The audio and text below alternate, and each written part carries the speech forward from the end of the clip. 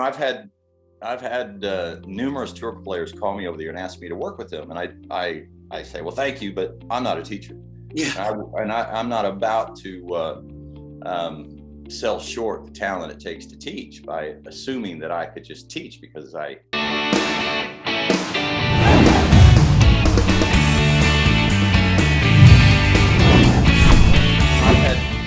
had numerous tour players call me over here and ask me to work with them, and I say, well, thank you, but I'm not a teacher. Yeah. I'm not about to sell short the talent it takes to teach by assuming that I could just teach because I think I spent a great deal of time studying the swing. I know the swing, but that's the different skill than teaching. So I always sort of shuttle them off to other teachers. But, I've been reading a lot lately, not because I want to teach, but I've just been reading a lot about skill acquisition. And I thought, gosh, I can't imagine a more wonderful experience than taking someone from one place to another, making them better through, the right kind of practice and the right ideas. And, I look at that probably as competitive as I would probably playing. So I've got a great respect for what you're doing in the teaching world.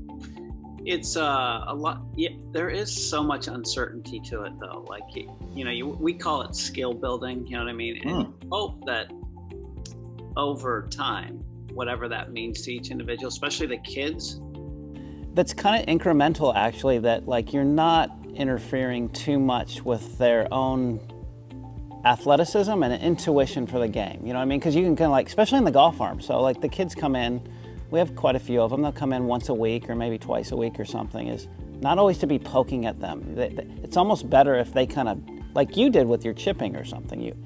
If they discover it themselves, it's way more powerful than like a teacher or coach saying, do this, don't do that, right? Yeah. Like you and I did it really, because I had very little. I remember years ago, I was kind of like, I was self-taught. I mean, I went pretty far with just being, a guy that wanted to get better at golf and just digging it out of the dirt. And then I asked you, and I remember you said, you might consider Adam Schreiber. I really like him. You probably don't remember the conversation, but I remember it. And that's when I kind of went down that whole cycle of interest in the golf swing stuff and going to a variety of coaches. And well, Adam was, at that time, I mean, he still is. He was sort of an early adopter to biomechanics before really anybody even understood that in the golf world, what that meant. A very early adopter to that. So, he was always sort of out there looking for ways to, help better players with the nuances of the game. So I certainly enjoyed Adam. I would differ with Adam hugely on his ideas on the golf swing now, didn't then. But, I would too, because I do observe him and what he's. Yeah. I don't follow his philosophies at all, but I certainly admire his passion. Yeah.